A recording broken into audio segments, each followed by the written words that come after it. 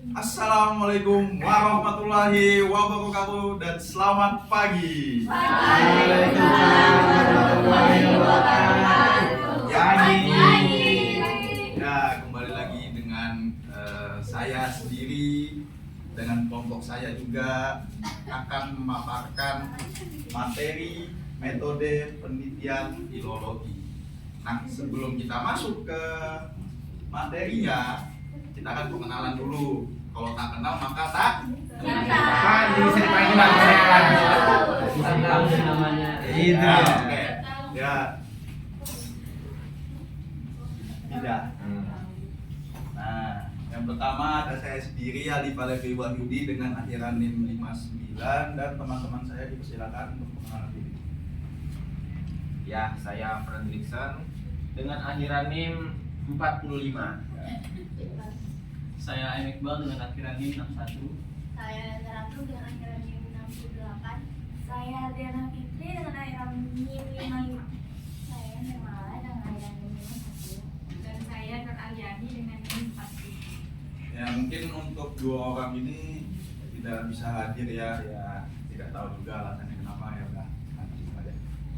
Mungkin sebelum kita masuk ke materinya, mungkin saya akan memaparkan sedikit mengenai definisinya, yang dimana filologi itu merupakan bidang kajian yang sangat penting dalam memahami naskah, baik itu dari segi sejarah, bahasa maupun budaya.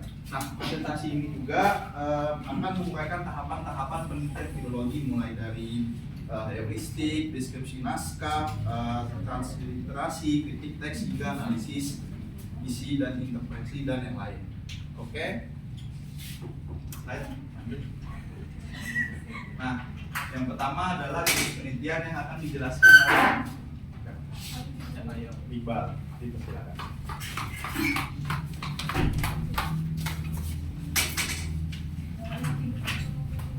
Baiklah, yang pertama yaitu jenis penelitian. Nah, di sini penelitian filologi itu adalah jenis penelitian kualitatif yang kaji teks atau naskah kuno secara mendalam untuk memahami makna dan konteksnya. Berbeda dengan penelitian kuantitatif, penelitian filologi ini bersifat deskriptif dan analitik. Nah, proses penelitian filologi itu meliputi beberapa, yaitu yang pertama adalah heuristik, yaitu mengumpulkan dan mengidentifikasi daftar kuno. Nah, di sini maksudnya itu adalah penelitian filologi itu dilakukan dengan cara mengumpulkan, mengidentifikasikan, memverifikasi naskah-naskah kuno yang biasanya tersebar di perpustakaan, museum, atau koleksi pribadi. Nah, pada tahapan ini tuh peneliti itu melakukan interpretasi dan dokumentasi untuk memastikan ketersediaan data primer yang valid dan repetitif. Yang selanjutnya itulah kritik sastra. Nah, di sini kritik sastra itu menilai keaslian dan kebenaran teks untuk mendapatkan versi terbaik. Nah, maksudnya di sini itu adalah kritik sastra itu menentukan naskah mana yang paling mendekati dengan aslinya. Mengingat naskah kuno itu kan sering mengalami perubahan dan kesalahan pada penulisannya di masa lampau. Yang selanjutnya itulah analisis isi. Di sini memahami pesan dan nilai dalam naskah secara kontekstual, termasuk dari segi bahasa, sejarah, dan budaya. Nah, di sini tahap analisis itu dilakukan untuk memahami kontekstual yang baik secara bahasa, budaya, dan sosial maupun historinya. Nah, disinilah peneliti berusaha menafsirkan nilai, makna dan yang terkandung di dalam naskah kuno tersebut dengan mempertimbangkan latar belakang penulis dan pembacanya di masa lampau.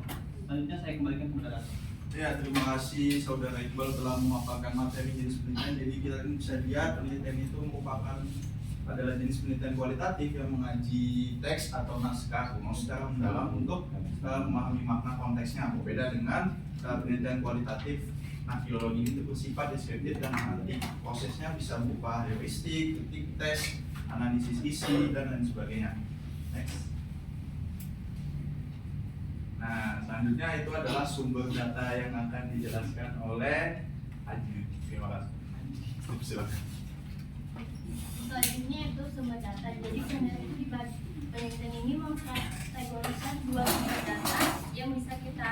digunakan untuk menggali sebuah informasi. Yang pertama ada sumber primer.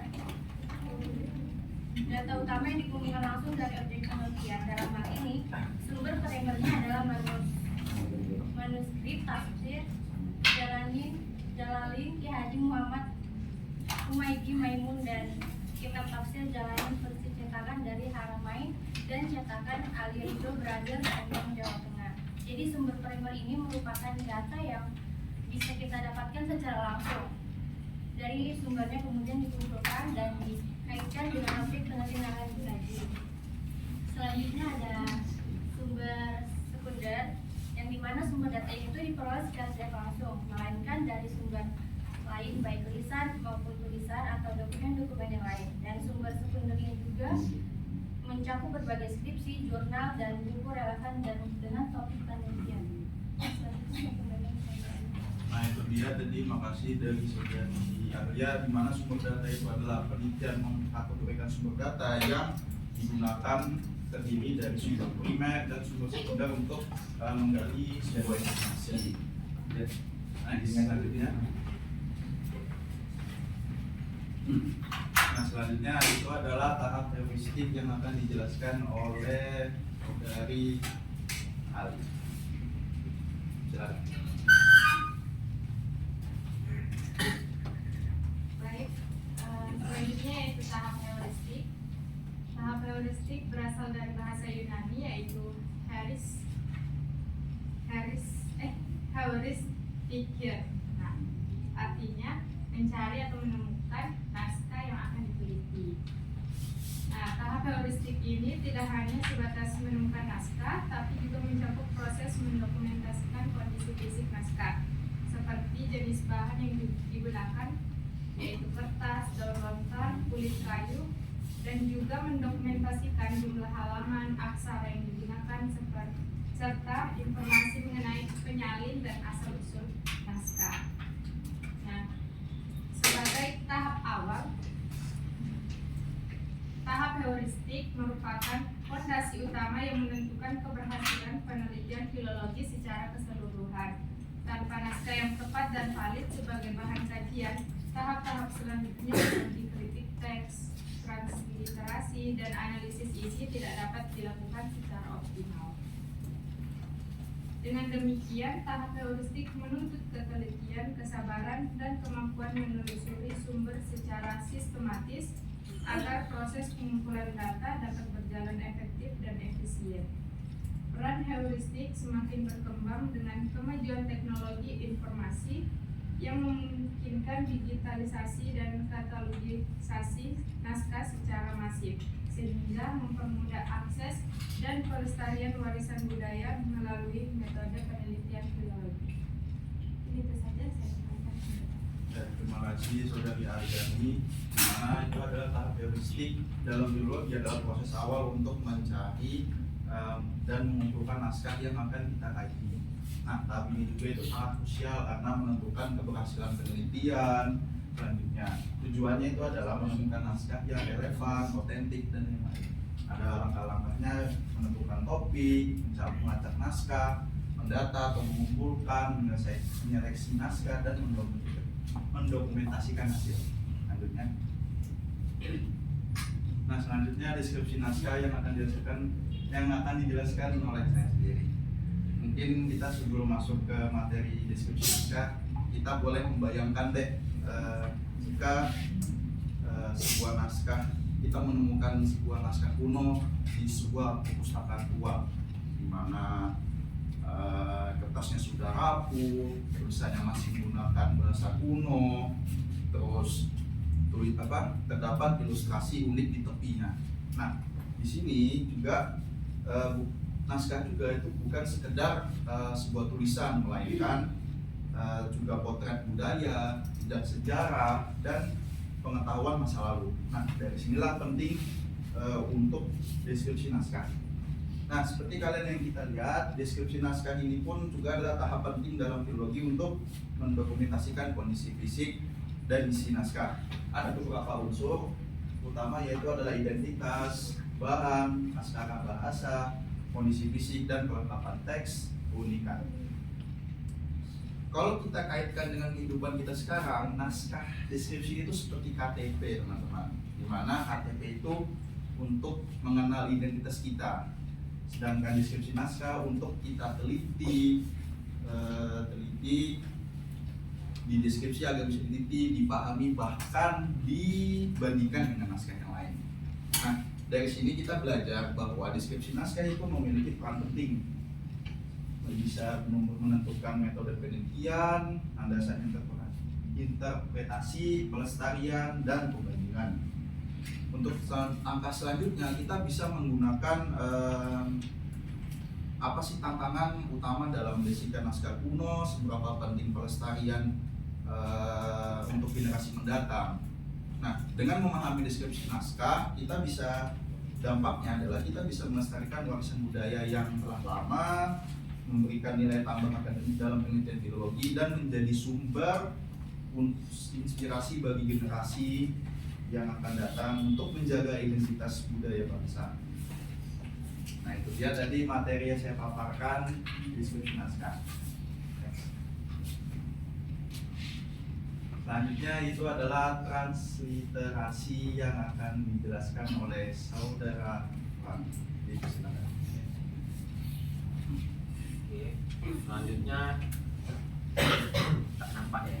Transliterasi. Jadi transliterasi adalah proses mengubah teks aksara ke bahasa Latin.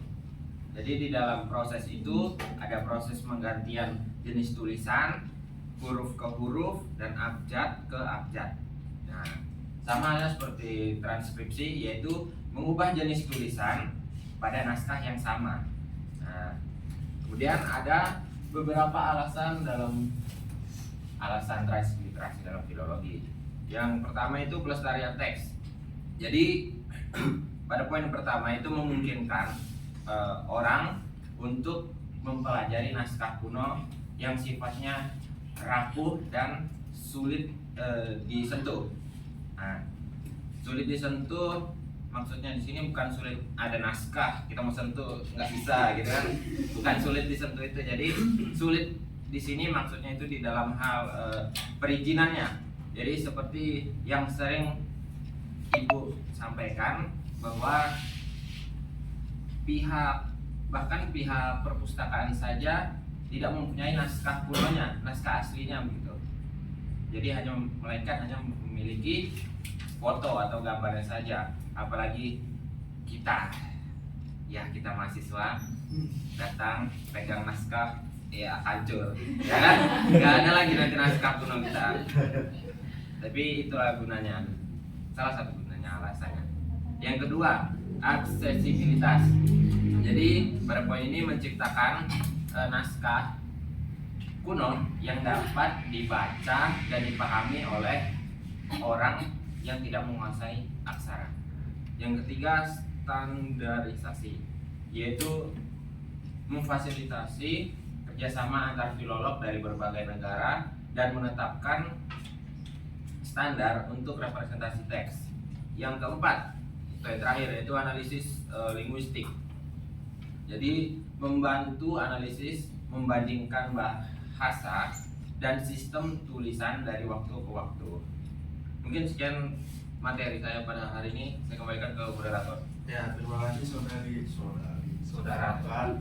Di mana transliterasi itu adalah sebuah proses mengubah teks dari satu jenis atau ke aksara kompetitif. Di mana yang ini sangat penting dalam penelitian filologi. Beberapa alasannya filologi seperti pelestarian teks, aksesibilitas, standarisasi, dan analisis linguistik. Oke, di sini kalian ngantuk nggak sih? Ngantuk ya? Jadi saya ada sebuah demo gitu biar kalian tuh bisa memfokuskan kembali. Enaknya mau berdiri apa duduk? Sehat. Apa mau lesehan? Sehat. Berdiri aja deh. Silakan untuk berdiri. Hah? Terserah kalian mau ikut. Nah, jadi dalam game ini itu tujuannya kalian tuh harus fokus teman-teman. Jadi kalian fokus ke pergerakan saya. Misal saya bilang pegang telinga, Kalian pegang telinga, saya bilang pegang hidung, saya bilang pegang mata, ngerti ya? Kita coba nih. Fokus ya teman-teman, fokus pergerakan ya. Pergerakan. Saya bilang pegang hidung.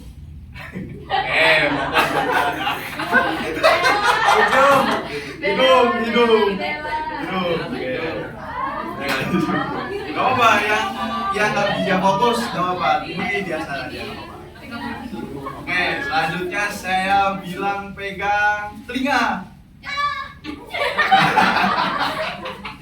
Ya, boleh, oke, fokus ya teman-teman. Oke, selanjutnya saya bilang pegang dagu. Oke. di sini. Ya, fokus ya teman-teman, fokus. Oke, terakhir nih. Ikuti pergerakan saya teman-teman ya. Saya bilang pegang telinga. Telinga. Ya. Oke, terima kasih semuanya teman-teman untuk partisipasinya.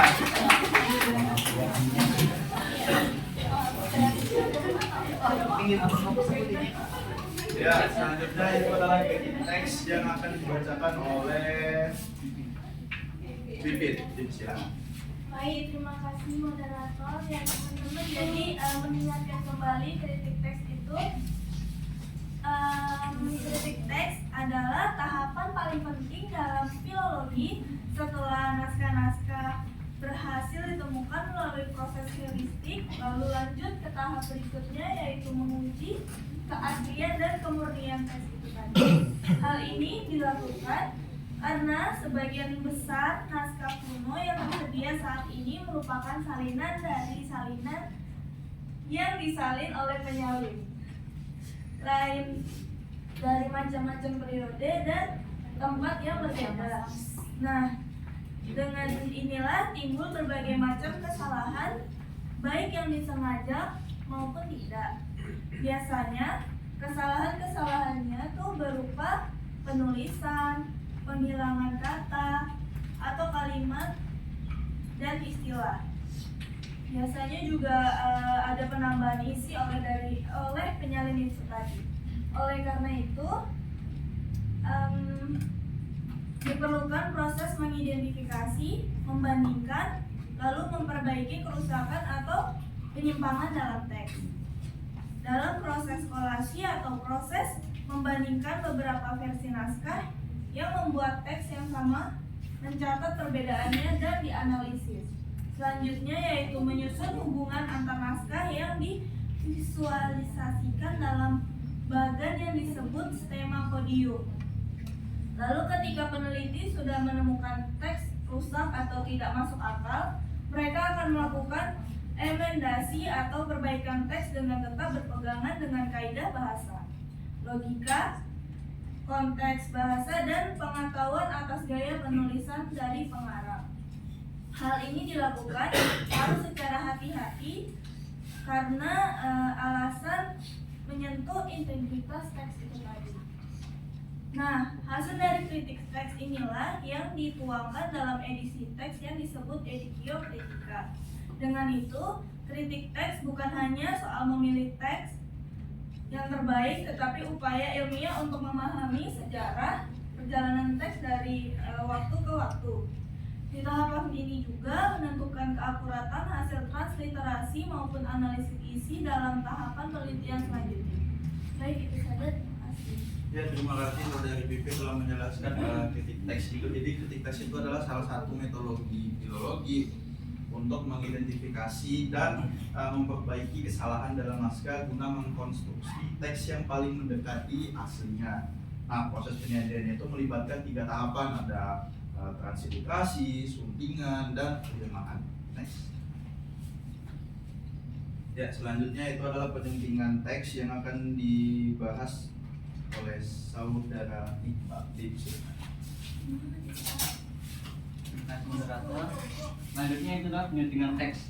Nah, di sini penyuntingan teks itu tuh merupakan salah satu tahapan lanjutan dalam penelitian filologi yang sudah melalui proses heuristik, kritik teks dan transliterasi. Nah, di sini penyuntingan teks itu bertujuan untuk menyalin teks hasil kritik teks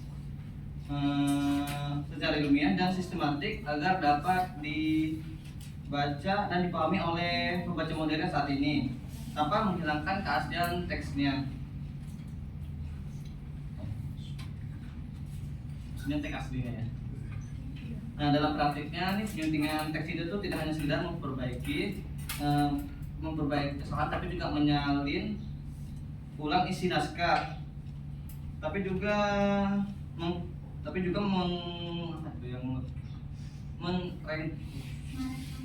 ya betul sekali. Menjadi bentuk yang lebih rapi dan logis dan repetitif terhadap bentuk yang horizontal atau aslinya dalam naskah asli. Nah, di sini penyuntingan teks itu tuh menghasilkan beberapa edisi. Di antaranya itu adalah edisi kritis dan diplomatik. Nah, di sini edisi kritis itu adalah edisi yang telah melalui koalisi analisis varian, bacaan dan perbaikan. Nah, teks ini atau edisi ini harus dilengkapi dengan aparat kritik yang mencatat semua varian bacaan-bacaan yang penting yang ditemukan dalam naskah-naskah kuno. Dengan demikian kita pembaca dapat mengetahui proses atau perbandingan yang dilakukan oleh editor dalam memilih suatu versi teks yang dibandingkan dengan teks lainnya. Selanjutnya edisi diplomatik. Nah, di sini teks yang diplomatik ini tuh edisi ini tuh biasanya tuh diliterasikan atau ditranskripsi secara setia atau mengikuti naskah aslinya tanpa intervensi dari editor. Nah, di sini tuh berguna sebagai dokumentasi atau pelestarian dalam bentuk asli naskah-naskah kuno. Meskipun tidak mudah dibaca, itu karena mempertahankan ejaan lama dan bentuk-bentuk bacaan bahkan keliruan dalam naskah. Selanjutnya saya kasih aku.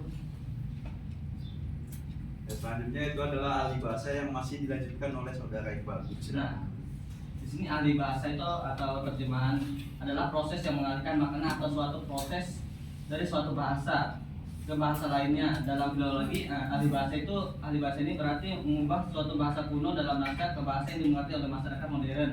Menurut para ahli, terjemahan yang baik harus bisa melukiskan apa yang ingin disampaikan oleh teks aslinya dan mengekspresikan substitusinya dengan tepat. Ahli bahasa dan filologi itu penting untuk menerbitkan naskah dan membuat isinya dapat diakses serta dipahami oleh pembaca masa kini. Selanjutnya saya kembalikan ke saudara. Ya, terima kasih saudara Iqbal telah memaparkan penyuntingan dengan ahli bahasa, di mana ahli bahasa itu terjemahan adalah proses pengalihan makna dan atau pesan dari satu bahasa ke bahasa yang lain. Next. Nah, yang ini analisis isi yang akan dijelaskan oleh saudari Alia Jakatul.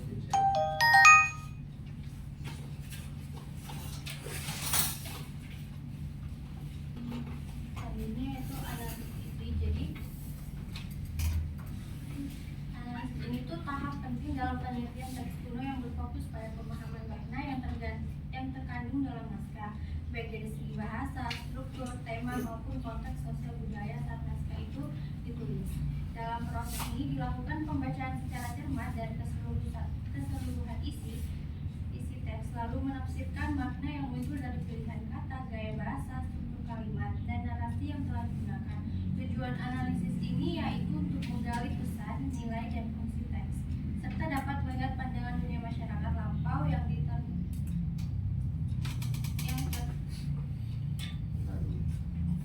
terkandung di dalamnya.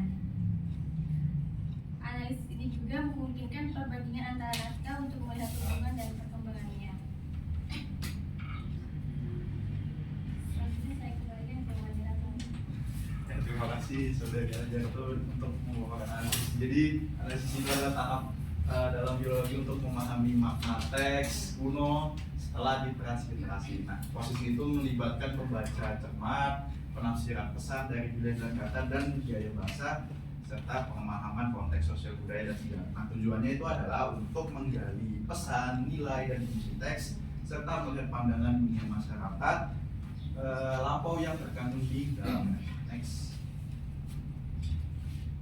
Nah, yang selanjutnya yaitu adalah interpretasi dan kontekstualisasi yang akan dijelaskan oleh Saudari Maladi. Silakan. Interpretasi adalah tahap akhir dalam penelitian filologi untuk memahami makna teks kuno secara mendalam. Setelah teks berhasil ditemukan, dikritisi, disunting, diahlisastrakan, kemudian masuk ke tahap untuk menafsirkan makna teks dan mengaitkan dengan konteks sosial, budaya, politik, dan sejarah tempat teks itu lahir dan berkembang.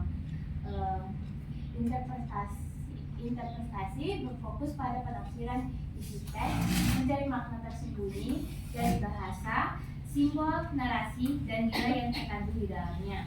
Sementara itu, kontekstualisasi menempatkan teks dalam konteks sosial dan sejarah aslinya untuk memahami fungsi dan relevansi. Keduanya itu sangat penting untuk menghidupkan kembali naskah sebagai sumber pengetahuan dan budaya yang relevan, bukan sekedar dokumen. Ya, terima kasih Saudari Mala. Jadi interpretasi dan kontekstualisasi itu adalah tahap akhir dalam penelitian. Kalau kita mendefinisikan interpretasi itu fokusnya ke penafsiran teks, di mana mencari makna-makna, simbol yang terdapat pada dalam naskah kuno. Sedangkan kontekstualisasi itu adalah menempatkan teks dalam konteks sosial dan sejarah aslinya untuk memahami fungsi dan relevansinya. Next.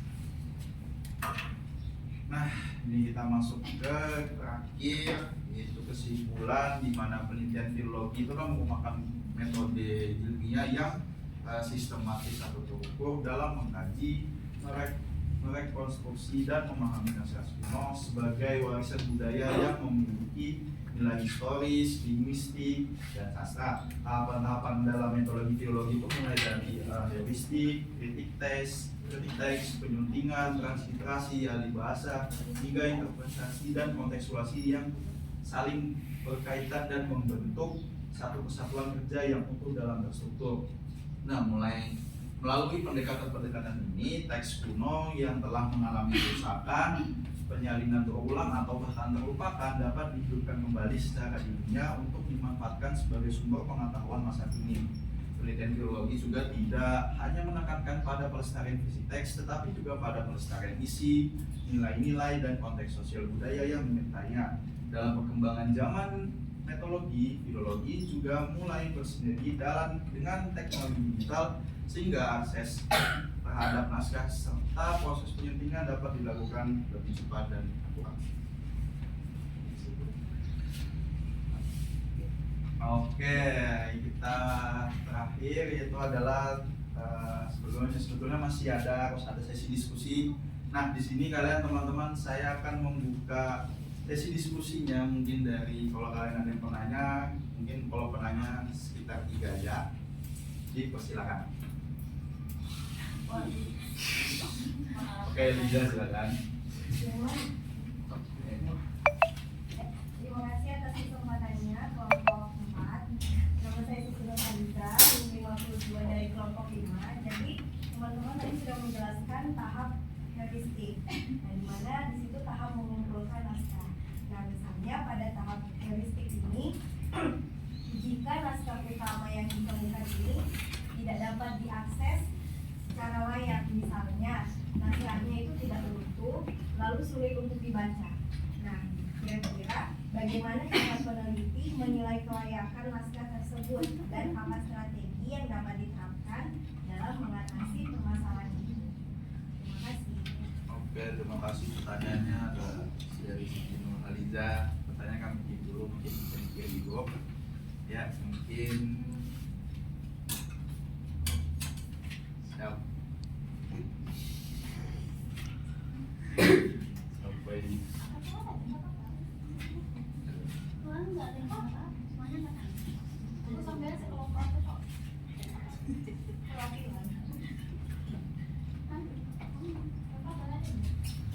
Yang kirim pertanyaan ya udah, Liza silakan.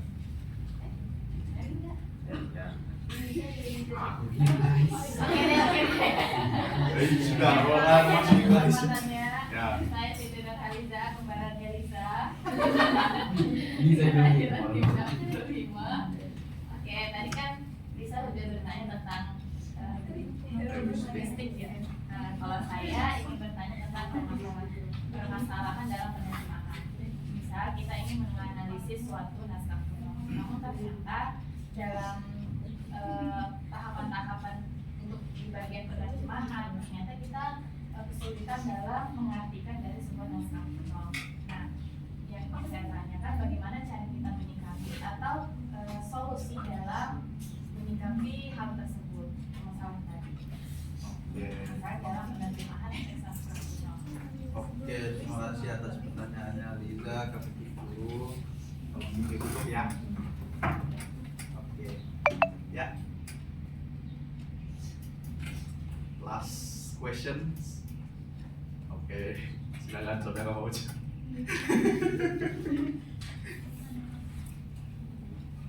Baik, terima kasih atas kesempatannya moderator. Saya Fauzan dari kelompok 1 akhiran 44. Dan saya mau tanyakan di sini terkait asuh transliterasi teks yang tadi sempat dijelaskan di teman-teman kelompok 4. Kan tadi di poin berapa gitu ada tentang untuk menetapkan standarisasi teks. Di situ yang dimana di situ ada momen atau peristiwa kerjasama antar filolog untuk menetapkan standarisasi teks tersebut itu sendiri. Nah, yang saya mau tanyakan adalah apa standarisasi dari teks itu sendiri? Itu saja, terima kasih. Oke, terima kasih atas pertanyaan Bojan, bisa bikin itu. Oke, terima kasih untuk pertanyaannya. Kami izin untuk berdiskusi sekitar 10 menit.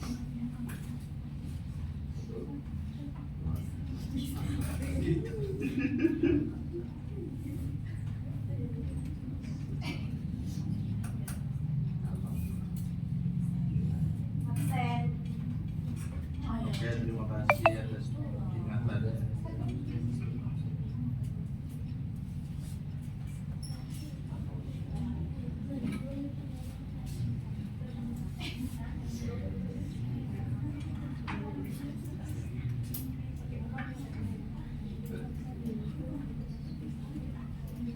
Oke guys, presentasi guys.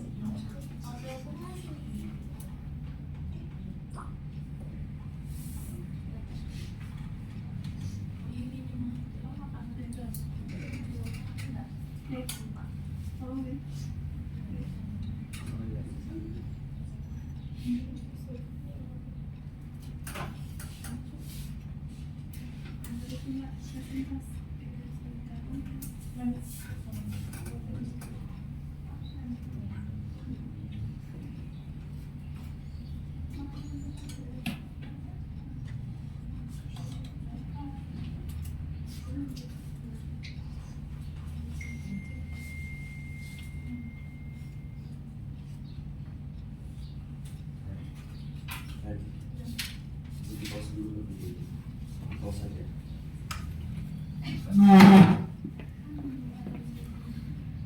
Siap, 1. Udah, silakan. Jadi pertanyaannya tadi, pada tahap heuristik, jika naskah utama tidak dapat diakses secara layak dan tidak utuh, misalnya naskah ditemukan tapi teksnya sulit untuk dibaca, bagaimana cara peneliti menilai kelayakan naskah tersebut?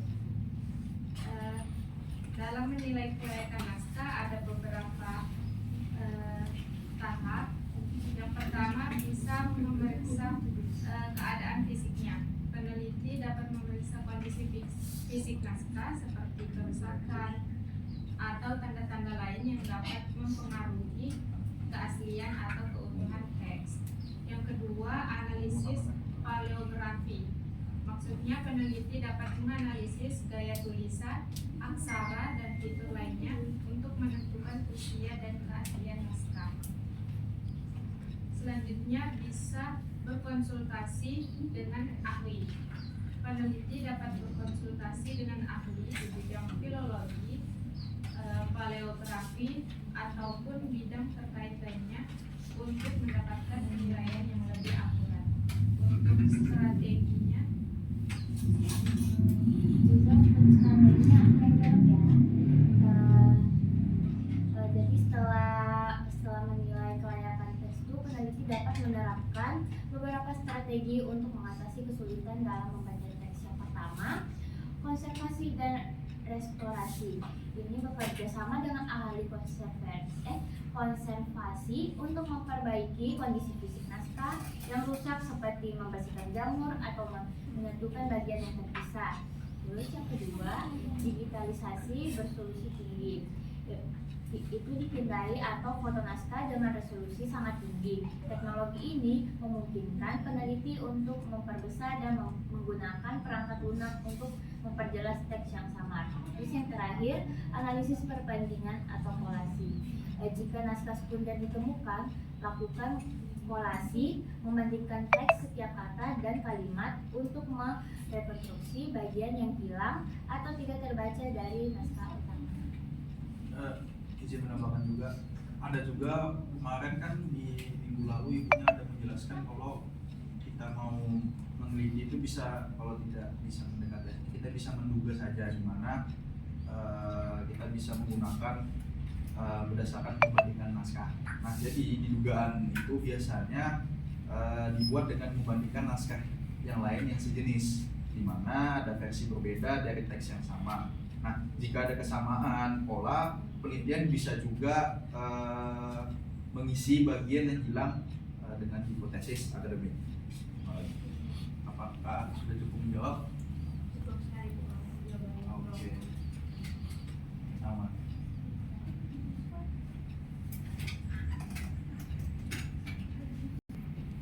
Nah, baik, di sini saya akan menjawab pertanyaan dari Liza. Tadi pertanyaannya yaitu bagaimana cara menyikapi atau solusi dalam menanggapi kesulitan dalam penerjemahan naskah kuno yang akan diteliti. Nah, untuk menyikapi mungkin kesulitan dalam penerjemahan naskah kuno itu juga merupakan hal yang wajar dalam penelitian filologi, di mana karena teks biasanya itu ditulis dengan bahasa lama, istilah arkais atau gaya sastra yang berbeda dari bahasa modern. Nah, untuk menyikapinya, penelitian itu dapat melakukan beberapa solusi, di mana yang pertama pastinya harus menguasai bahasa sumber, dan kedua itu adalah membandingkan dengan teks yang lain, konsultasi dengan ahli juga pastinya, dan menggunakan kamus dan sumber sekunder, alih bahasa bertahap, dan menjaga kesetiaan dan keterbacaan. Mungkin dari kelompok saya ada apakah tambahan? Ya.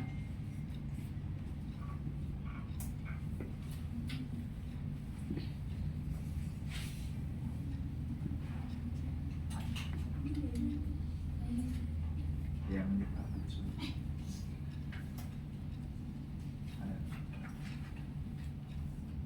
mungkin juga saya sedikit tambahin juga, di mana kesulitan dalam penerjemahannya itu sebaiknya tidak dianggap hambatan, melainkan itu adalah sebuah peluang. Nah, untuk memperkaya pemahaman kita terhadap budaya, sejarah, dan perkembangan bahasa. Oleh karena itu, kunci utamanya adalah kesabaran. Pastinya sabar dong kalau peneliti, ketelitian pastinya, dan kolaborasi dengan sumber akademik maupun pakar yang terkait. Apakah sudah cukup menjawab? Nambah dikit lagi sih sebenarnya. Kalau misalnya nggak dianggap itu sebagai hambatan, lalu bagaimana cara kita menyelesaikan suatu analisis tersebut? Seumpama di suatu tempat, yang kita melakukan analisis, ternyata tidak ada pakar yang menguasai bahasa tersebut. Lalu gimana solusi yang konkretnya agar kita bisa menyelesaikan analisis apa yang sudah kita lakukan sebelumnya? Izin masuk Liza, mungkin dengan menggunakan strategi yang kami jelaskan tadi, yaitu ada analisis kodikologi, terus ada transliterasi juga, terus kritik teks, analisis linguistik, terus juga pendekatan interdisipliner. Masih mungkin dari kelima strategi ini tadi bisa membantu kita untuk apa ya, untuk itu deh pokoknya.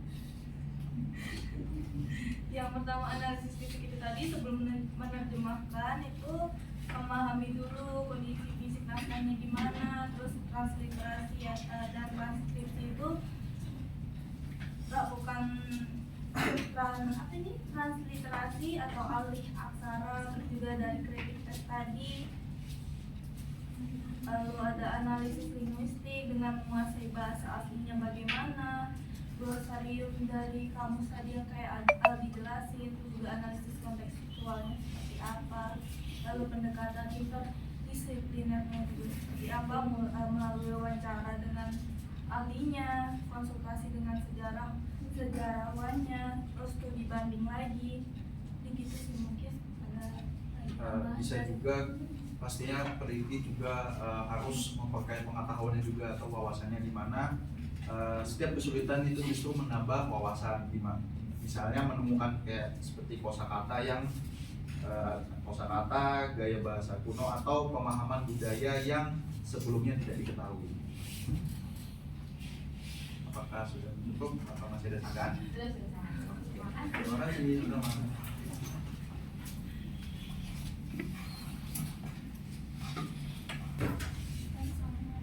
Oke, baik, saya akan menjawab pertanyaan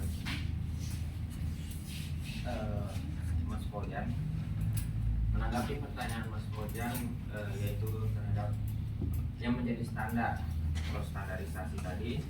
Jadi standar di sini tidak hanya mencakup bagaimana teks itu diterjemahkan atau disunting, tapi bagaimana juga naskah itu sendiri didokumentasikan. Jadi standar ini mengatur bagaimana teks yang telah ditransliterasikan tadi disunting untuk dipublikasikan. Jadi para filolog dari berbagai belahan dunia mengikuti konvensi atau kesepakatan yang sama untuk menandai fitur-fitur teks. Yang pertama itu ada aparitus teks. Kayaknya asing didengar ya. Aparitus teks itu standar internasional yang paling penting. Jadi para filolog harus menyertakan catatan kritis pada edisi teks mereka. Jadi aparatus ini mendokumentasikan semua varian bacaan dari naskah-naskah yang berbeda, kemudian digunakan untuk menyunting suatu teks. Jadi ketika dua naskah yang berbeda tapi kata-katanya berada di satu baris yang sama, jadi aparatus kritik ini akan mencatat perbedaan-perbedaan tadi. Jadi ini memastikan transparansi dan memungkinkan pembaca untuk menilai keputusan penyuntingan yang dibuat oleh para filolog. Yang kedua itu penggunaan tanda baca. Menurut hasil konvensi tadi, penggunaan tanda baca yang konsisten itu juga menjadi standar. Misalnya tanda kurung siku atau siku biasanya digunakan untuk menunjukkan teks yang hilang atau rusak di dalam naskah itu. Kemudian ada yang sudut begini. Tadi kan yang begini. Nah, yang sudut begini itu menandakan teks yang ditambah atau disunting untuk melengkapi makna dari filolog tadi, para filolog tadi. Kemudian ada standar kodikologi atau standar deskripsi naskah. Jadi yang disepakati juga yang seragam. Jadi filolog di seluruh dunia mempunyai kesepakatan untuk mendokumentasikan informasi fisik naskah secara rinci. Termasuk beberapa kesepakatannya itu seperti bahan naskah itu ada lontar, jadi daun itu ya, daun, lontar, kertas, kemudian ada bambu, bahan naskahnya itu. Kemudian yang disepakati para filolog dunia lain adalah seperti ukuran dan jumlah halaman naskah kunonya. Terus ada sejarah naskah, tanggal penulisannya, dan nama penyalinnya. Mungkin sekian dari saya, mungkin akan ditambahkan teman-teman kelompok 4. Ini menambahkan dari saya sendiri. Nah, standar ini bisa diwujudkan melalui beberapa prinsip ya, seperti konsistensi dalam mengalihkan aksara ke huruf Latin, mempertahankan bunyi agar mendekati fonetik aslinya, serta merujuk pada pedoman transliterasi yang berikut baku yang telah disusun oleh lembaga bahasa atau ahli filologi itu sendiri. Dengan adanya standar ini, hasil transliterasi itu menjadi lebih seragam, terbaca, dan dapat dipertanggungjawabkan secara ilmiah. Itu saja dari saya. Oke, sudah cukup menjawab ya terkait kesepakatan dari filolog yang ada dalam negeri dan luar negeri juga tentang cara baca dan contoh analisisnya seperti apa. Oke, mungkin dari teman-teman itu sempat saya lihat juga di beberapa penelitian filolog, ternyata itu gunanya. Oke, terima kasih atas jawaban. Oke, sama-sama Pak Ujan. Nah, baik. Oke, terima kasih atas partisipasi untuk bertanya. Mungkin kita sedikit pantun, boleh kali ya? Boleh. Sudah, jalan-jalan ke tepi kali. Airnya jernih tanpa berkilau. Sekian presentasi dari kami. Wassalamualaikum warahmatullahi wabarakatuh.